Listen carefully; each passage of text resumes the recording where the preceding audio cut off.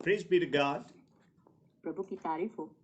For today's brief meditation, shall we turn to the book of Luke, chapter 10, verse 42.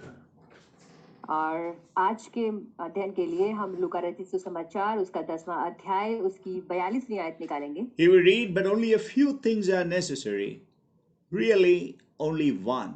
For Mary has chosen the good part, which shall not be taken away from her.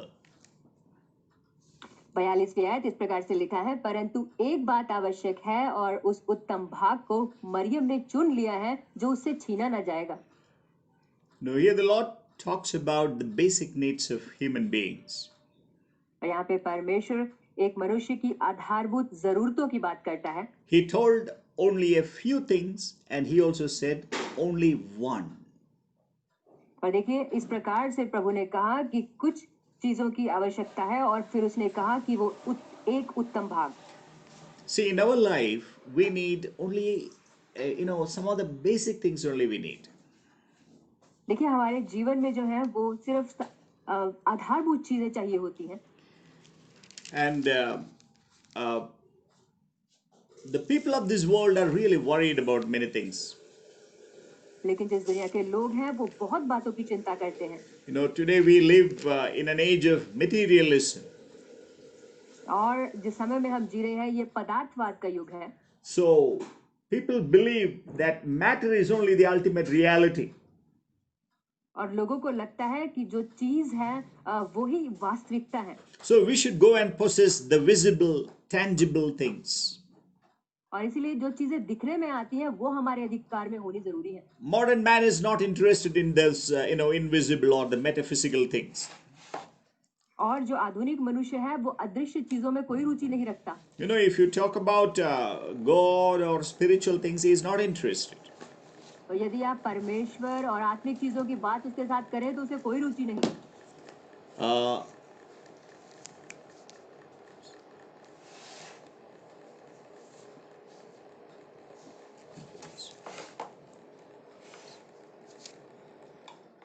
And so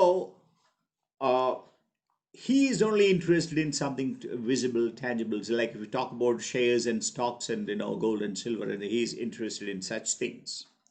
वो सिर्फ उन्हीं चीजों के में रुचि रखता है जो उसे दिखाई देती हैं, जिसे वो छू सकता है, जैसे कि शेयर मार्केट, स्टॉक और सोना।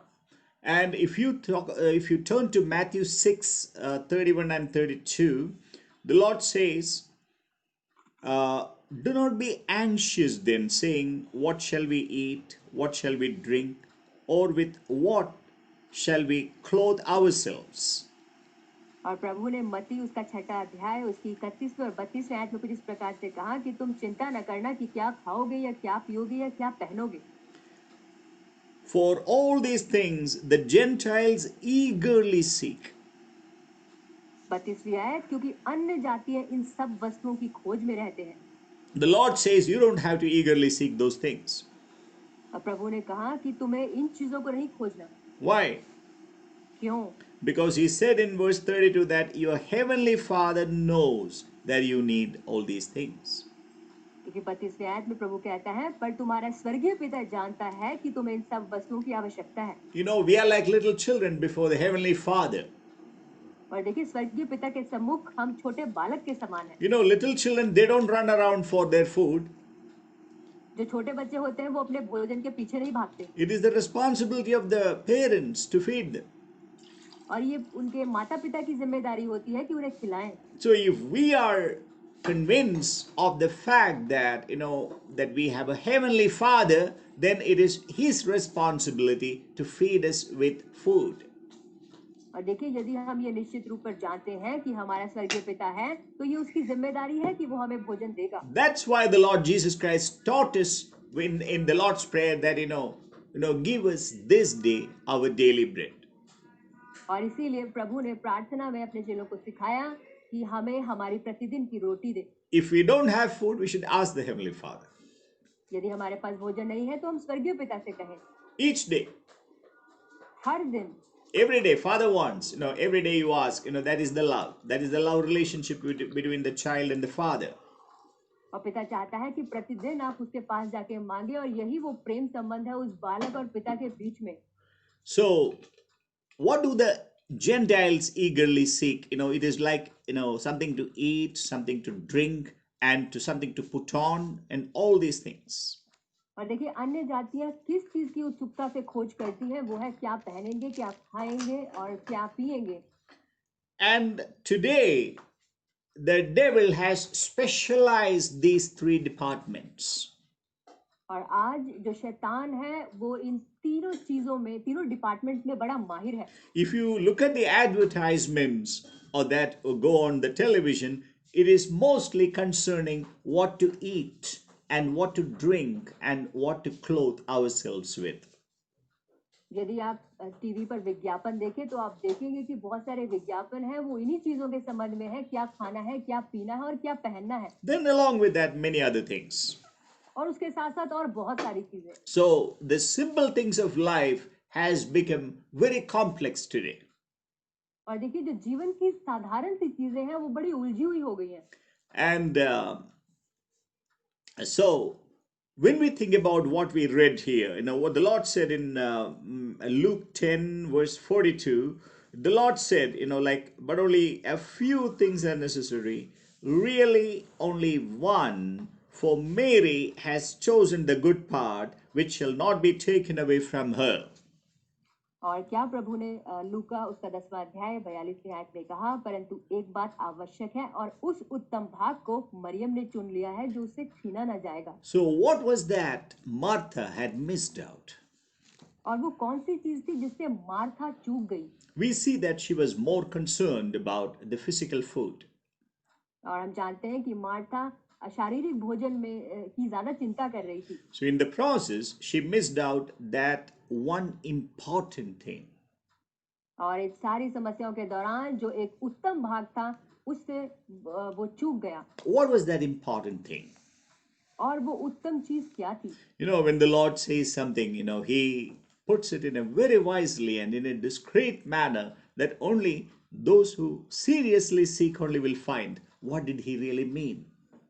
और देखिए परमेश्वर उसे ऐसे गुप्त रीति से यहाँ कहता है कि सिर्फ जो उसे खोजते हैं वही इस बात को समझ सकते हैं। This Martha was preparing some physical food. Martha शारीरिक भोजन की तैयारी कर रही थी। But Mary was at the feet of Jesus. लेकिन जो मरियम थी वो यीशु के चरणों में बैठी थी। And what we saw in Matthew 6, verse 33, here the Lord said a priority. But seek first his kingdom and his righteousness, and all these things shall be added to you. और मत्ती उसका 6वां अध्याय और 33वें आयत में जो प्रभु कहता है वो हमारी प्राथमिकता है, और वो कहता है इसलिए पहले तुम परमेश्वर के राज्य और उसके धर्म की खोज करो तो ये सब वस्तुएं भी तुम्हें मिल जाएंगी। So the kingdom is the priority. Kingdom is the priority. और देखिए परमेश्वर का राज्य है वो प्राथमिकता है। And what we see here is, like Mary was at the feet of Jesus. और हम देखते हैं कि जो मरियम थी वो यीशु के चरणों में बैठी थी। And she was listening to that heavenly manna, the spiritual food that was coming out of his mouth. और देखिए वो उस स्वर्गीय मन्ना को सुन रही थी जो उस पिता के मुंह से निकल रहा था। And so what we see is that the King of Kings is here. The King of Kings is here. And so that was what she wanted. That was one needful thing. और देखिए हम देखते हैं कि राजाओं का राजा वहां पे बैठा हुआ था और यही वो जरूरत उसकी थी जिसकी उसे जरूरत थी।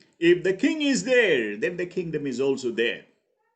और देखिए जब राजा वहां है तो राज्य भी वहां है। So that one important thing was the Lord. और वो एक महत्वपूर्ण चीज वो प्रभु स्वयं था। How is our life? हमारा जीवन कैसा है? Is the Lord Jesus Christ the most important thing in our life? क्या प्रभु यीशु मसीह हमारे जीवन का सबसे महत्वपूर्ण हिस्सा है? Do we have that one important thing in our life? क्या हमारे जीवन में वही एक उत्तम भाग है? Or have we missed him out? और या हम उससे चूक गए हैं? So we really need to ponder over our hearts. इसीलिए हमें अपने हृदयों के ऊपर सोचना है। Let's also turn to Luke 9. हम लूका उसका 9वां अध्याय निकालेंगे We will read verses 57 to 62. और 57 आयत से लेकर इसकी 62 आयत तक हम पढ़ेंगे। And as they were going along the road, someone said to him, I will follow you wherever you go. 57 आयत लिखा है, जब वे मार्ग में जा रहे थे तो किसी ने उससे कहा, जहां जहां तू जाएगा मैं तेरे पीछे हो लूंगा। It's interesting to note that, he was not called by the Lord Jesus Christ. और देखिए ये बड़ी रोमांचक चीज है जानने में कि ये यीशु के द्वारा ये व्यक्ति नहीं बुलाया गया था। I don't know with what intention he had proposed that idea to the Lord. अब मुझे नहीं पता कि किस नियत से इस व्यक्ति ने ये बात प्रभु के सम्मुख रखी, But what he said was really tremendous. लेकिन जो उसने कहा वो सच में बहुत बड़ी बात थी It was a very strong statement. और ये बड़ी शक्तिशाली वाक्य था। He said, I will follow you wherever you go. वो कहता है जहां जहां तू जाएगा मैं तेरे पीछे हो लूंगा। Maybe he must have observed some of the miracles of the Lord Jesus Christ. हो सकता है उसने यीशु मसीह के कुछ चमत्कारों को देखा हो, So he must have realized, oh, this man is a great spiritual leader. और हो सकता है उसे महसूस हुआ हो कि ये व्यक्ति तो बहुत बड़ा आत्मिक अगुवा है So if I follow him, I might get some advantage. और यदि मैं इसके पीछे चलूंगा तो मुझे भी कुछ लाभ मिलेगा I might also learn how to perform miracles. और मुझे भी सीखने को मिलेगा कि चमत्कार कैसे किए जाएं। But we really don't know what was his intention. लेकिन हम नहीं जानते इस व्यक्ति की नियत क्या थी, But we can make out from the wise response of the Lord concerning what that person was. लेकिन प्रभु के उस बुद्धिमानी से दिए गए उत्तर से हम समझ सकते हैं कि इस व्यक्ति की नियत क्या होगी।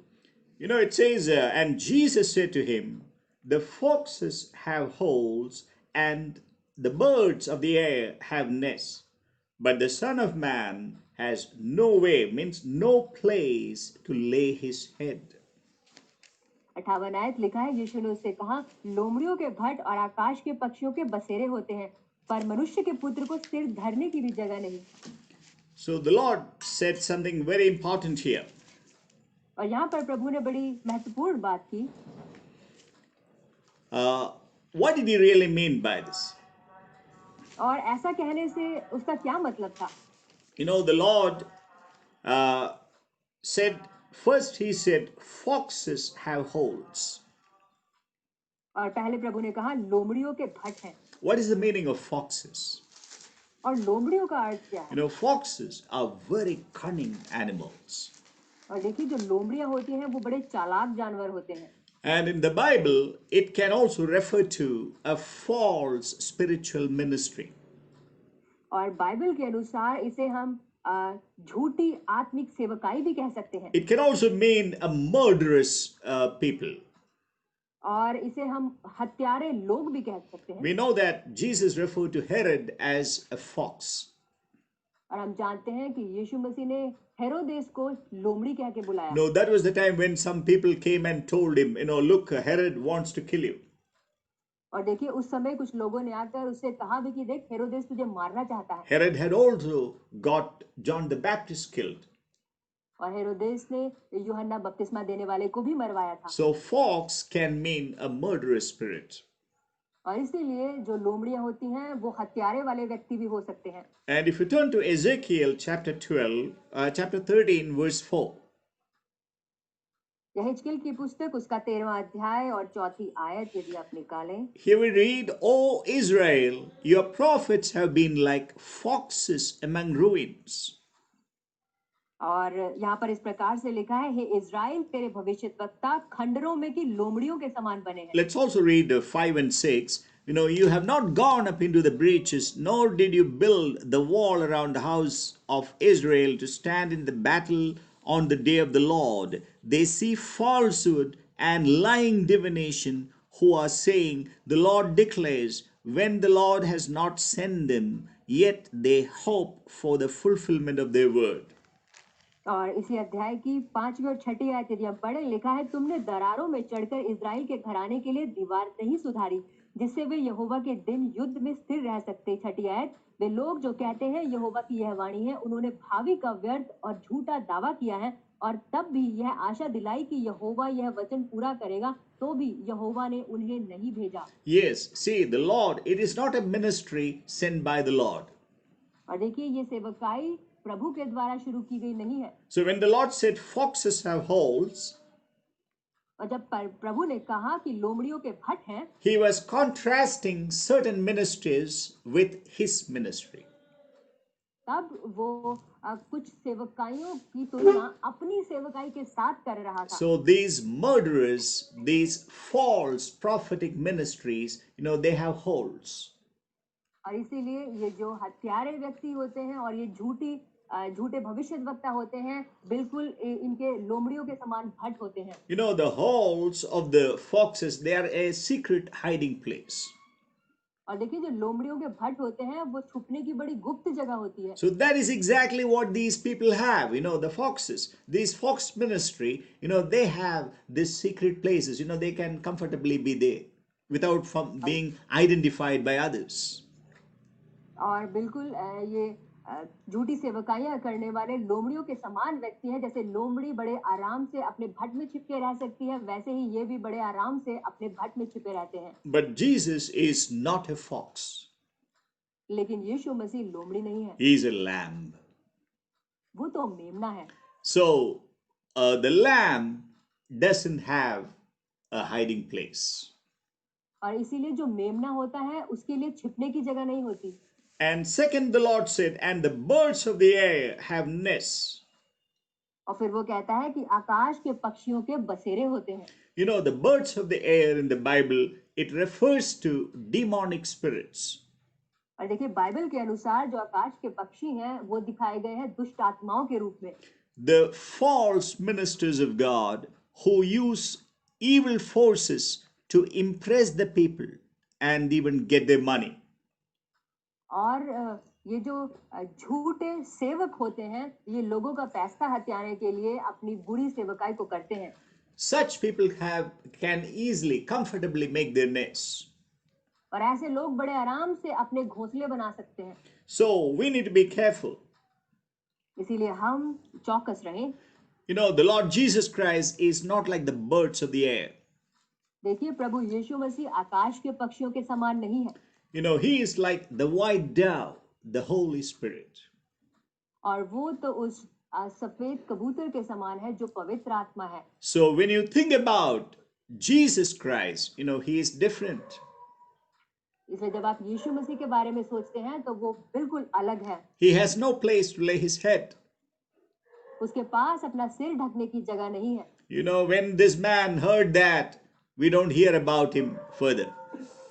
और देखिए, जब इस व्यक्ति ने ऐसी बात सुनी, आगे हम इसके मुंह से कोई शब्द नहीं सुनते। So Jesus Christ is an amazing person.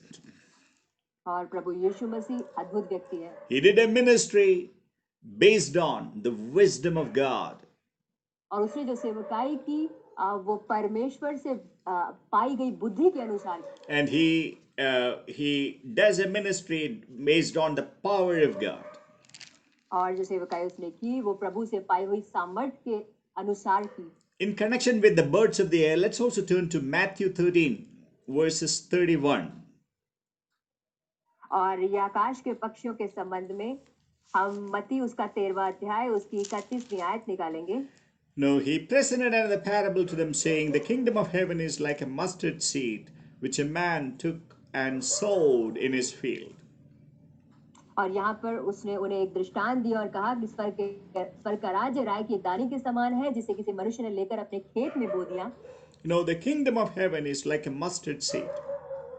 और देखिए, स्वर्ग का राज्य राई के दाने के समान है। The mustard seed, it's a picture. If you consider the church, and it says that a man sowed in his field. और देखिए, ये एक जो राई का दाना है, ये कलीसिया के समान है, जिसे किसी व्यक्ति ने अपने खेत में बोया है। And verse 32, and this is smaller than all other seeds, but when it is full grown, it is larger than the garden plants and becomes a tree, so that the birds of the air come and nest in its branches. आगे 32वीं आयत कहती है, वह सब बीजों में छोटा तो होता है, पर जब बढ़ जाता है तब साग पात से बड़ा होता है और ऐसा पेड़ हो जाता है कि आकाश के पक्षी आकर उसकी डालियों पर बसेरा करते हैं। Now here we see the church of the Lord Jesus Christ coming under the influence of the demonic spirits. और यहाँ पर हम देखते हैं कि प्रभु की कलीसिया दुष्ट आत्माओं के प्रभाव के अधीन आ जाती है। Uh, we saw the Pergamos church in Revelation, that it was a church that was really married to the state or to the world. और देखिए पिरगमन की कलीसिया को जब हम देखते हैं तो वहाँ हम देखते हैं प्रकाशित वाक्य में कि वो इस विवाह से इस संसार से ब्याही हुई थी। And in AD 312, King Constantine became the Roman emperor. और 312 एडी में कॉन्स्टेंटाइन जो था वो कॉन्स्टेंटाइन जो था वो रोम के साम्राज्य का शासक बना। He is thought to have embraced Christianity and also declared Christianity as the royal religion. और देखिए उसने मसीहत को अपनाया और उसने मसीहत को एक राज धर्म कह के घोषित किया। We really don't know how sincere this emperor was. हमें नहीं पता ये शासक कितना ईमानदार था। But one thing, as a result of this unholy wedding, Christianity became the religion of Rome. और देखिए इस अपवित्र विवाह की वजह से जो मसीहत थी वो रोम का धर्म बन गई। And Rome was a place full of evil and idol worship. और रोम एक ऐसी जगह थी जो मूर्ति पूजा और बुराइयों से भरी हुई थी। And now those who served in the Christian church became very comfortable and influential. और वो लोग अब जो मसीही कलीसियाओं में सेवा करते थे वो बड़े प्रभावशाली बनने लगे। When the Lord said about in Luke 9:58, when the Lord said, the birds of the air have nests. और देखिए जब प्रभु ने कहा कि आकाश के पक्षियों के घोंसले होते हैं। That is a ministry which is very comfortable, influential and having all the worldly tenets. और वो एक ऐसी सेवकाई होती है जहाँ पर उनके पास घोंसले होते हैं और बड़ी आरामदायक सेवकाई वो लोग करते हैं। Today if you look at that, it became Christianity became the largest religion in the world. और यदि अगर आप देखें तो आज मसीहियत सबसे बड़ा धर्म बना हुआ है। And those who minister in the church, they are so influential and so powerful. और जो कलीसियाओं में सेवा करते हैं वो इतने प्रभावशाली और इतने सामर्थी हैं। And Jesus clearly said, he is not that type of a person. यीशु मसीह ने स्पष्ट तौर पर कहा वो ऐसे लोगों में से नहीं है। And he said, but the Son of Man has no place to lay his head. अब वो कहता है परंतु मनुष्य के पुत्र को सिर धरने की भी जगह नहीं। Well, food and shelter is our basic need. और देखिए एक घर और भोजन तो हमारी बुनियादी जरूरतें हैं। But we see that the Son of Man does not even have a shelter. लेकिन हम यहाँ पे देखते हैं कि मनुष्य के पुत्र के पास सिर धरने तक की जगह भी नहीं है। And it's so interesting to note that the Lord Jesus gave a wonderful example. और देखिए ये बड़ी नोटिस करने वाली बात है कि प्रभु ने बड़ी अद्भुत उदाहरण को यहाँ दिया। That's how one has to serve God. कि इसी प्रकार से एक व्यक्ति को प्रभु की सेवा करनी चाहिए। I told you he is not a fox, he is the Lamb of God that takes away the sin of the world. मैंने आपसे कहा कि वो लोमड़ी नहीं है, लेकिन वो तो मेमना है जो इस जगत के पाप को उठा ले जाता है। He has to hang on the cross of Calvary. उसे कलवरी क्रूस पर लटकना है। And there is no place for him to lay his head. और उसके पास कोई जगह नहीं कि वो अपना सिर धर सके। Let's also read verse 59. And he said to another, follow me. And he said, permit me first go and bury my father. और 59वीं आयत, उसने दूसरे से कहा मेरे पीछे हो ले। उसने कहा हे प्रभु मुझे पहले जाने दे कि अपने पिता को गाड़ दूं। And verse 60, and he said to him, allow the dead to bury their own dead, but as for you, go and proclaim everywhere the kingdom of God. 60वीं आयत लिखा है, उसने उससे कहा मरे हुओं को अपने मुर्दे गाड़ने दे, पर तू जाकर परमेश्वर के राज्य की कथा सुना। Now, why did the Lord say that? क्यों प्रभु ने ऐसा कहा? Is it wrong for a person to go and take care of his father? क्या किसी व्यक्ति को जाकर के अपने पिता की देखभाल करने में कोई बुराई है? No, there is nothing. और देखिए इसमें कोई बुराई नहीं। I believe there was an urgency for him to go at that moment. और मेरा मानना है कि उस समय इस व्यक्ति के लिए वहां पे इमरजेंसी थी कि उसे जाना था। And that's why the Lord said, allow the dead to bury their own dead. और इसीलिए प्रभु ने कहा कि मुर्दों को अपने मुर्दे गाड़ने दे। Means they are all spiritually dead. जिसका मतलब है कि वो पहले से आत्मिक मौत मर चुके हैं। And there are a lot of people who are already spiritually dead, so let them bury such people. और इससे पहले बहुत सारे ऐसे आत्मिक लोग हैं जो आत्मा में मरे हुए हैं, तो उन मुर्दों को उनके मुर्दे गाड़ने दें। But this man, this disciple of Jesus, whom the Lord had called, he has spiritual life. और देखिए लेकिन जिसे प्रभु ने बुलाया था, इस व्यक्ति में आत्मिक जीवन था। He is spiritually alive. ये आत्मिक तौर पर अभी जिंदा है। So such a person should go and preach the kingdom of God. और इसीलिए ऐसे व्यक्ति को जाकर परमेश्वर के राज्य का सुसमाचार सुनाना चाहिए। That's why the Lord said, you go and proclaim everywhere the kingdom of God. और इसलिए प्रभु ने कहा तू जा और जाकर परमेश्वर के राज्य की कथा सुना। And verse 61, and another also said, I will follow you, Lord, but first permit me to say goodbye to those at home. 61वीं आयत, एक और ने भी कहा हे प्रभु मैं तेरे पीछे हो लूंगा, पर पहले मुझे जाने दे कि अपने घर के लोगों से विदा ले आऊं। This is we need to know that these are all permissible things. और देखिए ये ऐसी चीजें हैं जिनके लिए आज्ञा मिल सकती है। It is possible that you can go and say goodbye to your people. आप जा सकते हैं, ये संभव है, और जाकर के आप अपने लोगों को अलविदा कह सकते हैं। But sometimes it is so important that we need to exercise violence when it comes to the kingdom of God. लेकिन देखिए कई बार ऐसा होता है कि जब बात आती है प्रभु के राज्य की, तो हमें उग्र बनना होता है। This is when the Lord invites you to the kingdom of God. It is necessary that we should be violently resolute and enter there. और देखिए जब प्रभु आपको अपने राज्य के लिए बुलाता है, तो बड़ी उग्रता के साथ आपको उसका जवाब देकर उसके राज्य में प्रवेश करना होता है। When I was born again, और जब मैं मसीह में जीवित हुआ, and when I was asked concerning the need of baptism, water baptism, और जब मुझे जरूरत बताई गई बपतिस्मा लेने की, I was somewhat reluctant. और मैं अनिच्छुक था। And I thought I would go back home and I will convince my parents, then come back and obey the Lord.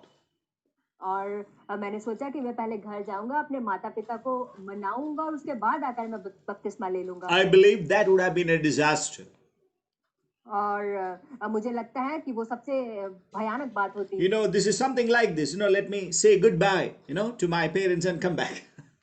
और ये बिल्कुल ऐसा होता है कि मैं जाता, अपने माता पिता को अलविदा कहता और फिर वापस आता। The Lord is a wise God. परमेश्वर बुद्धिमान परमेश्वर है। Such things can seriously jeopardize our decision for the Lord.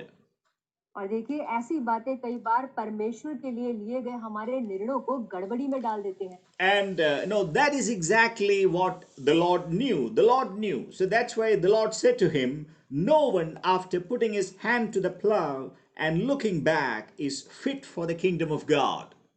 और प्रभु जानता था, इसलिए प्रभु ने उसे कहा जो कोई अपना हाथ हल पर रखकर पीछे देखता है, वह परमेश्वर के राज्य के योग्य नहीं। And I have seen that those people who have taken a decision for the Lord and again turned back to their parents, they have lost their calling.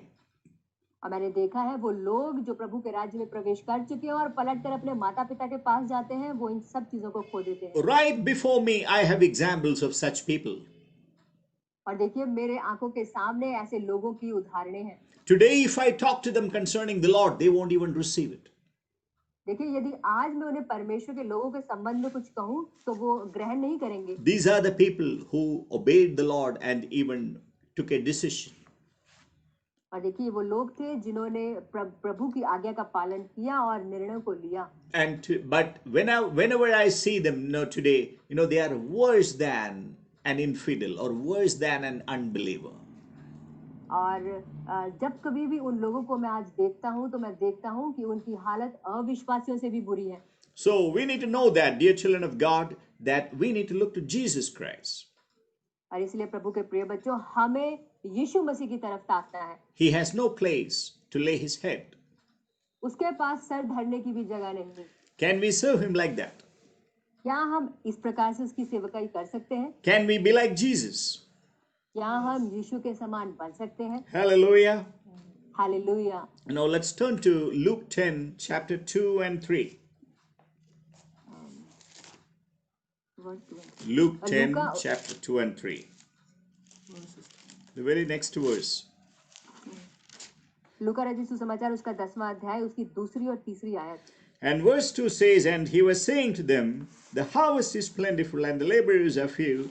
Therefore beseech the Lord of the harvest to send out laborers into his harvest. दूसरी आयत लिखा है, उसने उनसे कहा, पके खेत बहुत हैं परंतु मजदूर थोड़े हैं, इसलिए खेत के स्वामी से विनती करो कि वह अपने खेत काटने को मजदूर भेज दे। What did we hear? हमने क्या सुना? I believe this is a prophetic word concerning the last days. और मेरा मानना है कि अंत के समय से जुड़े हुए ये भविष्यवाणी के शब्द हैं। It was true concerning the time of Jesus. यीशु मसीह के समय में ये बातें सच थी। I believe if that was true concerning the time of Jesus, this is probably 10 times true concerning our times. और देखिए, जब यीशु मसीह के समय में ये बात तर्क संगत थी, तो हमारे समय में ये उससे 10 गुना ज्यादा मायने रखती है। No, today we have the maximum number of human beings alive on this earth planet. और देखिए, इस समय में हमारे पास मनुष्यों की सबसे ज्यादा आबादी है जो जिंदा है। And God is going to pour out his spirit. और परमेश्वर अपना आत्मा उंडेलने जा रहा है। The Lord says the harvest is plentiful, प्रभु कहता है, पके खेत बहुत हैं, but laborers are few. परंतु मजदूर थोड़े हैं। So the Lord did not tell you, run therefore and run for the harvest. और प्रभु ने आपसे ये नहीं कहा कि पके खेतों के लिए दौड़ो। What did the Lord say? Remember this. This is a prayer. This is a prayer point. And the Lord said, therefore, beseech the Lord of the harvest to send out laborers into his harvest. लेकिन प्रभु आपसे क्या कहता है यहाँ पर? वो आपको विनती करने को कहता है। लिखा है, इसलिए खेत के स्वामी से विनती करो कि वह अपने खेत काटने को मजदूर भेज दे। Every one of us, we need to pray that Lord may send out laborers into the harvest. और हम में से प्रत्येक जन ये प्रार्थना प्रभु से करे कि प्रभु पके खेतों के लिए मजदूरों को भेजे। This should be our constant prayer. और ये हमारी निरंतर प्रार्थना हो। We normally have a global intercession. और देखिए, हम वैश्विक प्रार्थना विनती करते हैं। And we also have a national intercession. और हम राष्ट्रीय मसलों के लिए प्रार्थना करते हैं। But how is these souls going to be reached out? लेकिन कैसे हम जो टारगेट हमें दिया गया यहाँ तक पहुंचे? There's a great need for laborers for his harvest. और यहाँ पर उसकी खेत को काटने के लिए मजदूरों की बहुतायत में जरूरत है। Every day and every hour we need to pray for this. और देखिए, हर दिन और हर घंटा हमें इस बात के लिए प्रार्थना करनी है। We need fearless bond servants working for the Lord. और देखिए, हमें भय रहित परमेश्वर के दास चाहिए जो प्रभु की सेवा करते हो। Like our brother Mukul Angal. और हमारे भाई मुकुल अंगल के समान। Yes, see, I tell you, whenever someone gives a chance, I really get hold of these people actually and bring them to the Lord. देखिए, यदि आपको कभी कोई मौका दे तो आप उसे पकड़े और प्रभु के पास ले आए। I consider this the best opportunity, if anyone threatens us. देखिए, जब कोई हमें धमकी देता है तो मैं इसे सबसे अच्छा मौका मानता हूँ, Because the enemy's tactics is to, intimidate the people of God. क्योंकि जो शैतान की चाल है Yeah. And we didn't hear you, Deepika.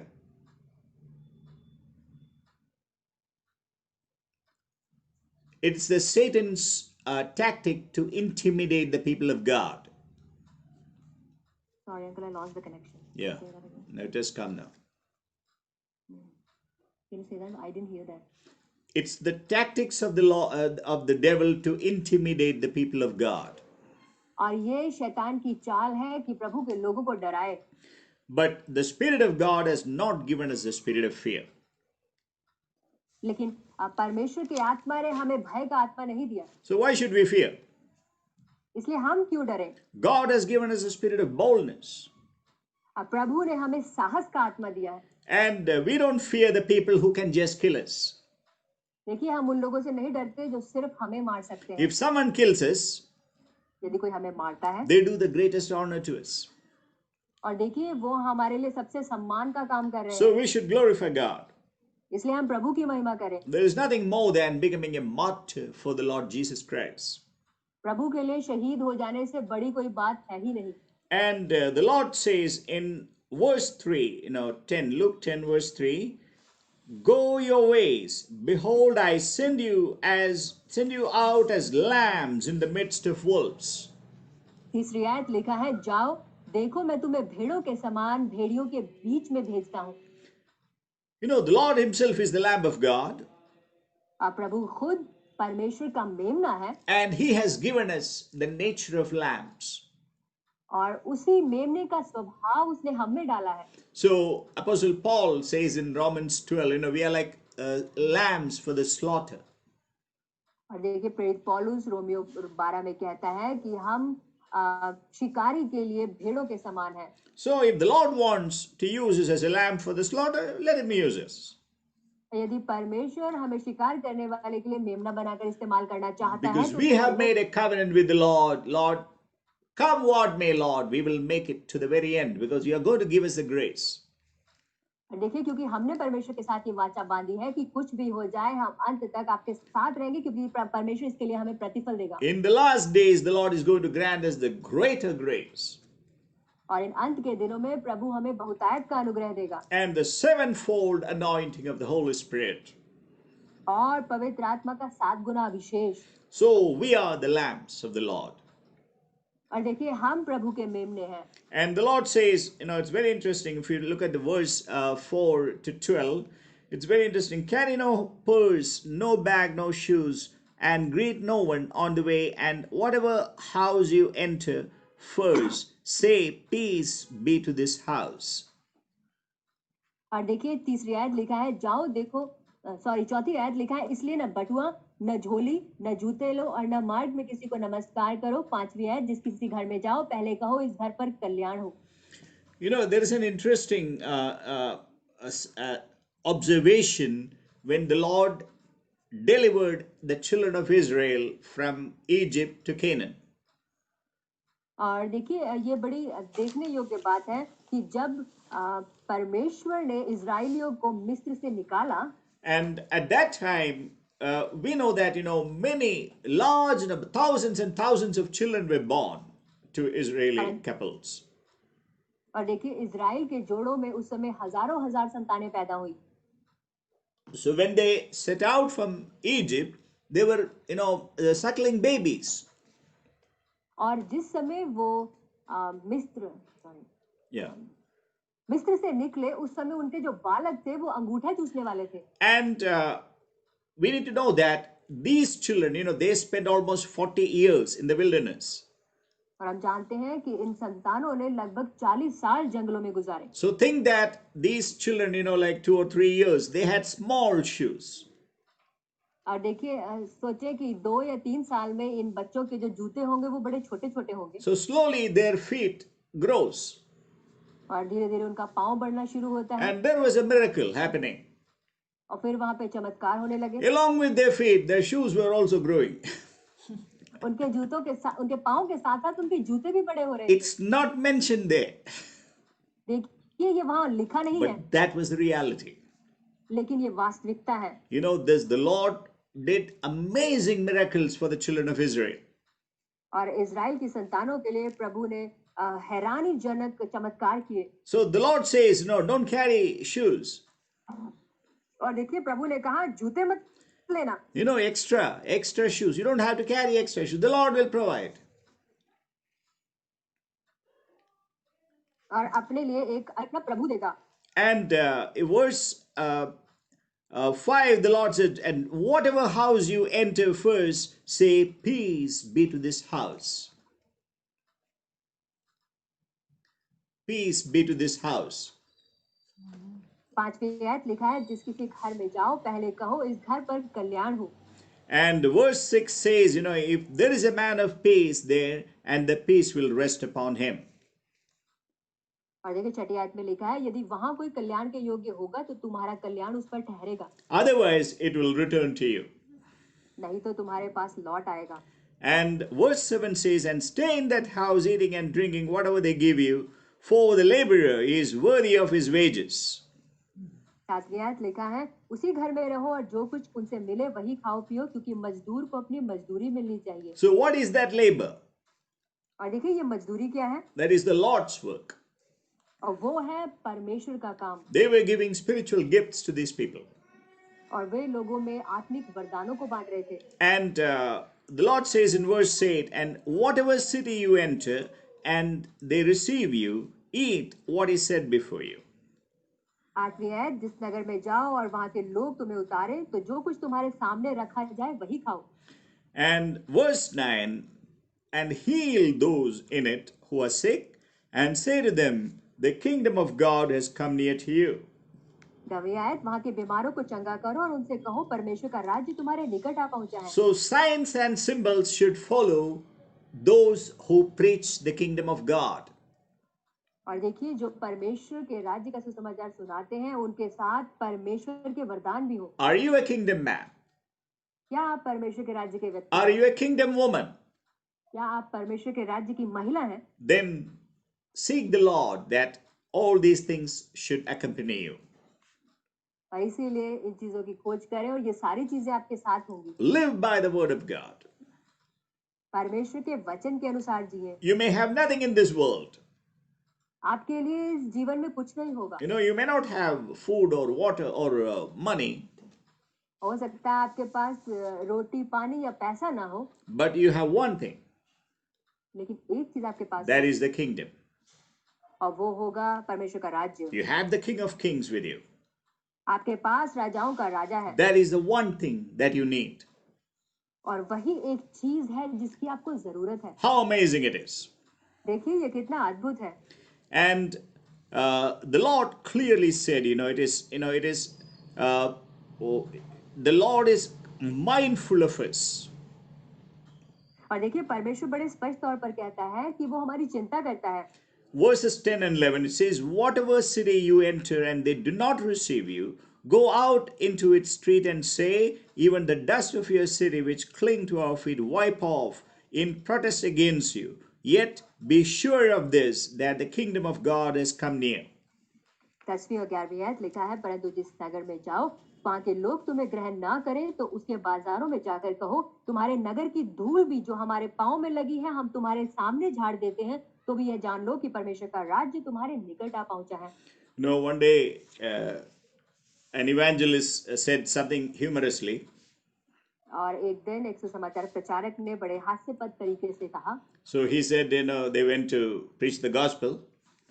उसने कहा वो सुसमाचार सुनाने गया। So they were not received. और लोगों ने उसे ग्रहण नहीं किया। So they had to leave that place. और उनको वह जगह छोड़नी So पड़ी। he told his friends, उसने अपने मित्रों से कहा, please remove your shoes अपने जूते उतारो and just clap it. और इसे झाड़ दो And let the dust be a witness against these people. और होने दो कि तुम्हारे जूतों की धूल इन लोगों की गवाही दे। So they wanted to come near to inquire what these people were doing. और वो लोग आकर के इनके पास पूछना चाहते थे कि ये लोग क्या कर रहे हैं। And they quickly ran away. और वो जल्दी से भाग गए। Okay, now this is an example. और देखिए ये एक उदाहरण है। I'm just, I don't advocate that we should do this, मैं ये नहीं कह रहा कि हम भी ऐसा करें, but we need to know that even the dust is going to witness against these people. लेकिन मैं आपको बता रहा हूँ कि वो झाड़ी हुई धूल भी इन लोगों के विरोध में गवाही देगी। Because the Lord will keep a perfect account against the persecutors. क्योंकि परमेश्वर सताने वालों का हिसाब रखता है। You know, the persecutors they are in great danger. देखिए जो सताने वाले हैं वो बड़े खतरनाक जीवन में हैं। And verse 12 says, I say to you, it will be more tolerable in that day for Sodom than for that city. देखिए 12वीं आयत पे लिखा है, मैं तुमसे कहता हूँ कि उस दिन उस नगर की दशा से सदोम की दशा अधिक सहने योग्य होगी। So we need to know that the Lord keeps account. और इसलिए हमें जानना है कि परमेश्वर हिसाब रखता है। Those who do badly to his servants, God is going to get hold of them. वो लोग जो उसके दासों के प्रति बुरा व्यवहार करते हैं, परमेश्वर उन्हें पकड़ेगा। But I want to say that we should never hate the people who persecute us. लेकिन मैं आपसे एक चीज कहना चाहूंगा कि जो हमें सताते हैं आप उनसे नफरत ना We करें, should love them. हम उनसे प्रेम रखें। Who knows, they are going to be the best brothers. आपको क्या पता कि वही आपके सबसे अच्छे भाई बनेंगे। Think about, if the early church never believed that a person like Saul could have been their best apostle. और देखिए आप पुरानी कलीसिया के बारे में सोचें, उन्होंने कभी नहीं सोचा था कि एक पौलुस जैसा व्यक्ति उन्हें सिखाने वाला बनेगा। When the Lord spoke to Ananias, Ananias was not able to believe. He was literally arguing with the Lord. Lord, this man is a terrible guy. देखिए जब प्रभु ने अनन्यास से पौलुस के बारे में कहा तो वो विश्वास नहीं कर पाया और वो परमेश्वर से आर्गुमेंट करने लगा कि ये तो बुरा व्यक्ति है। So whenever we hear about persecution, do not fear. इसलिए जब कभी हम सताव के बारे में सुने, डरे नहीं। The best results can come through persecution. और देखिए सबसे अच्छे परिणाम सताव के द्वारा आते हैं। The best servants of God can be generated through the persecution. और सताव के द्वारा ही परमेश्वर के उत्तम दास पैदा हो सकते हैं। Yes, like Mukul Angle, we can, see wonderful servants of God, coming and serving the Lord Jesus Christ. और देखिए मुकुल अंगुल हम कह सकते हैं वो परमेश्वर का अद्भुत दास होगा जो आएगा और प्रभु की सेवा करेगा। We never fear. देखिए हम कभी नहीं डरते। And we never fight. ना हम कभी लड़ते। But the Lord fights for us. लेकिन हमारे लिए हमारा प्रभु लड़ता है। And we also see the happy results in verse 17. 17वीं आयत में हम एक अच्छा समाचार देखते हैं। In verse 1, the Lord had sent 70 people as his witnesses. और देखिए प्रभु ने 70 लोगों को अपने गवाह बनाकर भेजा था। To preach the kingdom of God. प्रभु के राज्य का सुसमाचार सुनाने के लिए। And in verse 17, we see them return. 17वीं आयत में हम उन चेलों को वापस आता देखते हैं। And they come and say, and the 70 returned with joy, saying, Lord, even the demons are subject to us in your name. और 17वीं आयत में लिखा है, वे 70 आनंद करते हुए लौटे और कहने लगे, हे प्रभु तेरे नाम से दुष्ट आत्मा भी हमारे वश में है। And he said to them, I was watching Satan fall from heaven like lightning.